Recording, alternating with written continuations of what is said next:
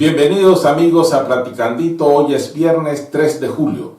Iniciamos un mes que tiene una gran carga histórica en nuestro país. Este mes en particular se celebra el 19, un aniversario más del triunfo de la revolución que en 1979 derrocó al somocismo y llevó al poder al Frente Sandinista.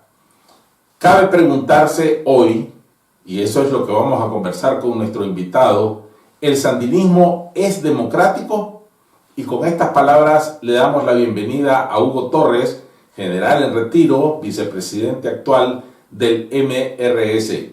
Muchas gracias, Hugo, por estar con nosotros en Platicandito. Muchas gracias, Héctor, por haberme invitado a este importante programa. Muy buen programa, por cierto, lo felicito. Hugo, ¿el sandinismo es democrático? El sandinismo, por esencia, es democrático. El sandinismo no llega a conformar una ideología como tal. Tiene elementos de una ideología, pero no logró configurar los otros elementos pero tiene el elemento de una gran cantidad de valores, de principios, de ideas, y tiene la pasión, que es un elemento importante que acompaña a una ideología, porque si no, caeríamos estrictamente en lo que es el pragmatismo.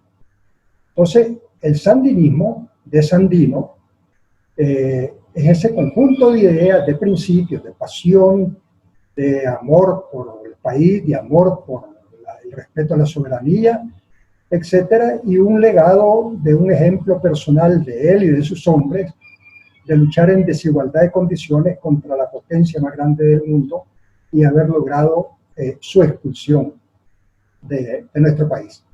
Entonces, ahí esa misma pregunta se la podríamos hacer a los liberales. Hay un liberalismo democrático, porque si nos quedamos en la época de los Somoza, ese liberalismo era propio de una dictadura durante 40 y pico de años, aunque hubo sus excepciones. Entonces tendríamos que respondernos, sí, hay un liberalismo democrático también, así como hay un sandinismo democrático.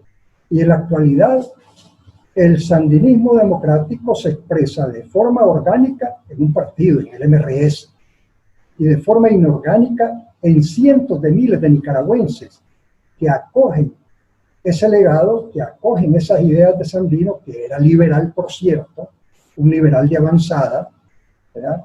Un liberal que para su época trascendía los límites de lo que era el liberalismo en países tan atrasados como el nuestro, y que debería ser reivindicado por los liberales. Entonces, igualmente diría, sí, hay un sandinismo democrático, hay un liberalismo democrático. Lo otro es otra cosa. El orteguismo no es sandinismo.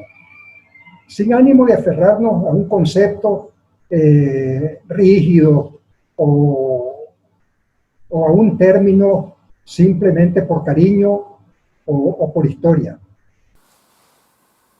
Sin embargo, Hugo, hay quienes desde posiciones opuestas a Ortega rechazan la participación de los sandinistas en esa amplia unidad opositora que se está forjando.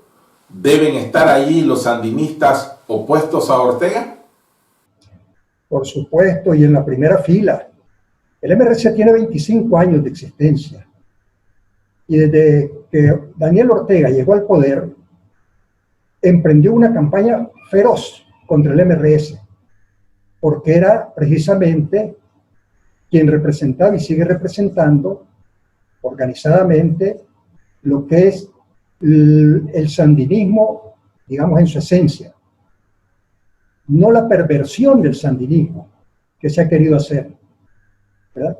Es injusto hacerle cargar a Sandino y su legado histórico, político, moral, todas las barbaridades que ha hecho el orteguismo. Eso no tiene ningún sentido. Entonces la unidad tiene que ser sin exclusiones.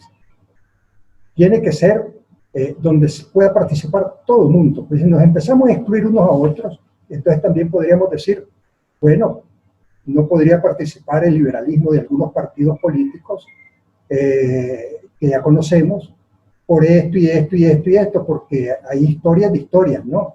Entonces, tiene que ser sin exclusiones porque si no, no sería unidad democrática. El concepto de democracia incluye precisamente igualdad, no significa discriminación desde ningún punto de vista, y además de eso, los hechos hablan mejor que las palabras. ¿Dónde ha estado el MRS durante todos estos años? ¿Dónde ha estado? En las calles, acompañando las luchas sociales, dando la batalla. El primer partido en ser agredido de forma brutal desde que Ortega volvió al poder, ¿cuál fue? El MRS, al que se le arrebató la personalidad jurídica en el 2008, cuando habíamos inscrito candidatos en el 90% en los municipios del país. Ortega vio que éramos un peligro, ¿verdad? Y por esto esta campaña sostenida, dirigida desde el orteguismo, a la que se prestan algunos por oportunismo político, otros por desconocimiento de nuestra historia, otros por ingenuidad, ¿verdad? Porque hay de todo en la viña del Señor. Entonces, esa campaña sí se dirige desde el orteguismo, porque quiere además polarizar la situación entre el llamado sandinismo de ellos, ¿verdad?, y el resto de la población. Entonces, los hechos hablan mejor que nada. Ayer hemos estado en las calles, compañeros que han estado presos, un montón de exiliados que militan en nuestro partido, etcétera, etcétera. O sea, hemos estado desde antes de abril en todas las jornadas, acompañando a los mineros de la Libertad, de Santa Pancha, de Limón, a los campesinos productores de frijoles, a los ancianos en su lucha por mejores pensiones, en la lucha por tener elecciones libres. Ahí hemos estado, hemos recibido sol, hemos recibido garrotes, hemos recibido amenazas. Entonces, vayámonos a los hechos, si es que nos confunden las palabras. Si el sandinismo es democrático, si hoy debe participar en las fuerzas diversas que enfrentan a Ortega, ¿qué pasó en los 80? ¿Cuáles son tus reflexiones críticas de ese periodo de la historia de Nicaragua? Hay muchas, pero la más importante es la falta de democracia verdadera. Nosotros debíamos de haber hecho elecciones después de haber triunfado sobre la dictadura de Somoza. Pongámosle un término de tiempo, un año después, para que el pueblo, con sus votos, ejerciera el derecho a escoger a sus autoridades nacionales, departamentales, municipales, y para que refrendara en todo caso el triunfo que por la vía de las armas habíamos obtenido contra la dictadura de Somoza. Eso no se hizo porque nos atrapó la soberbia por un lado, el desconocimiento en el ejercicio del poder. Veníamos de alguna historia de guerrilla, de clandestinaje y de insurrección, la autosuficiencia, pero además de eso nos atrapó la Guerra Fría para terminar de complicar el asunto. No logramos hacer la lectura correcta de las contradicciones que en ese momento se vivían en Nicaragua, y por eso se cometieron una gran cantidad de errores. Uno de los más grandes fue haber atentado contra la forma de ser del campesinado. Se le quiso imponer formas de organización a las cuales no estaba acostumbrado, sin antes haber logrado persuadirlos de la importancia de organizarse. Se cometieron muchos abusos en nombre de la revolución que dieron lugar a que estos campesinos engrosaran las filas de la futura contra, y no se fue capaz, además de eso, de avisorar, de prever las complicaciones que se nos vendrían encima en términos políticos, en términos del desangramiento de la población, de la división de las familias nicaragüenses y de la destrucción de la economía.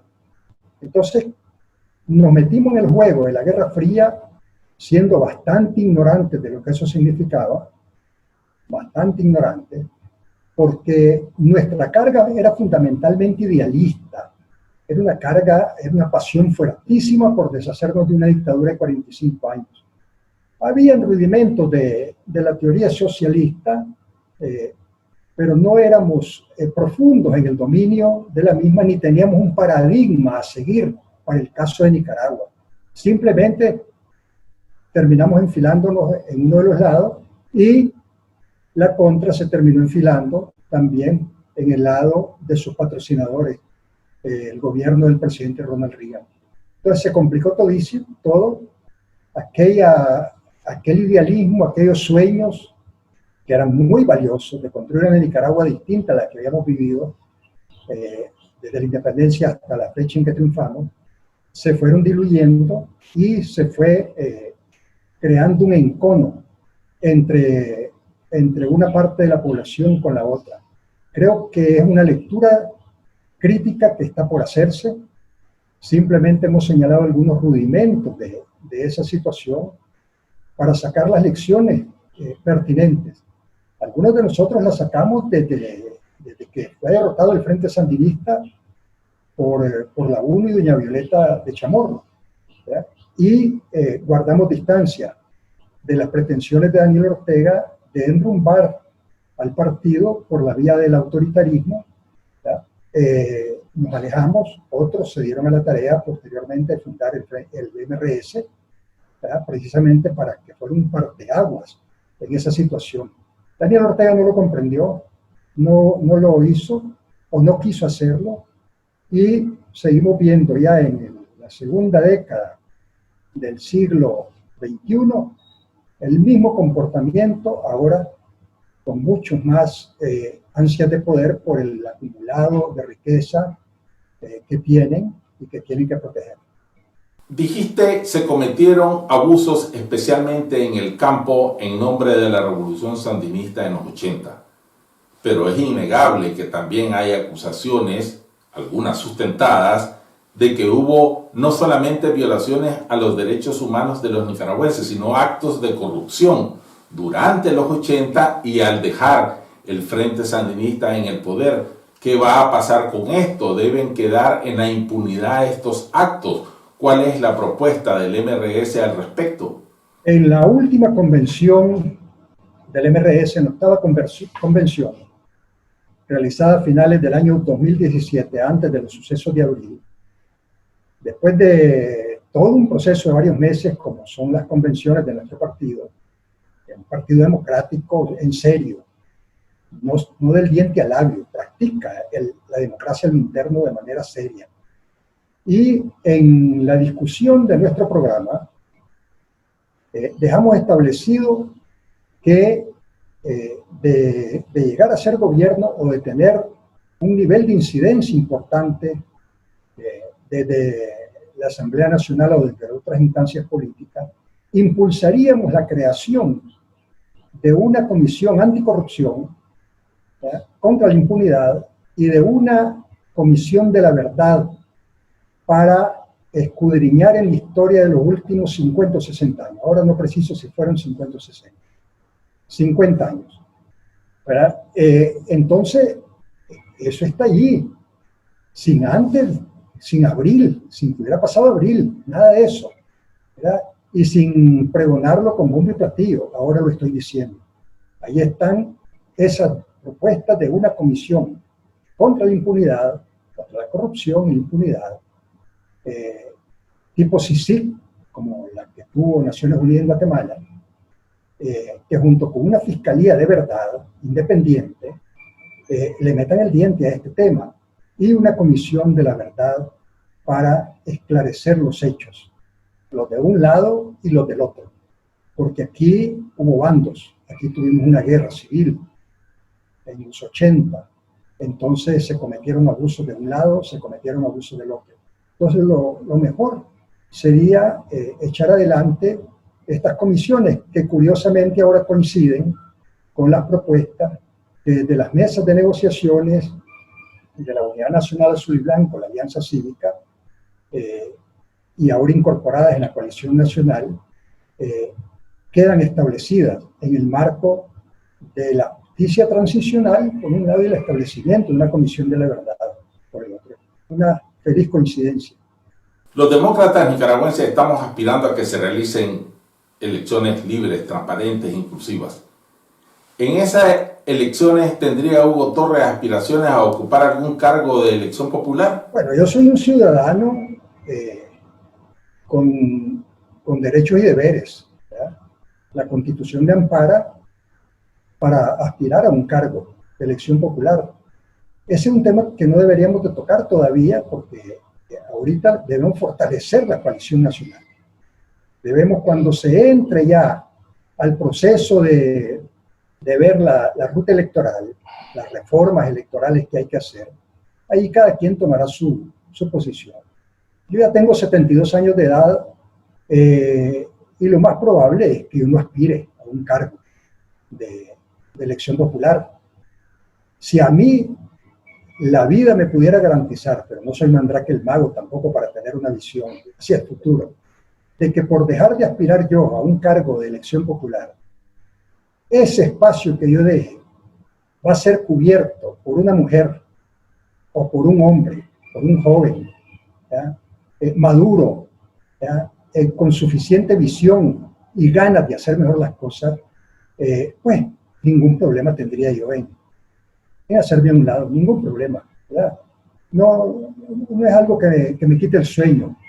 Muchas gracias, Hugo, por haber estado con nosotros. Muchas gracias a ustedes, amigos, por su audiencia. Les doy nuestro agradecimiento en nombre de Polo, que está allá detrás de las cámaras, y en el mío propio.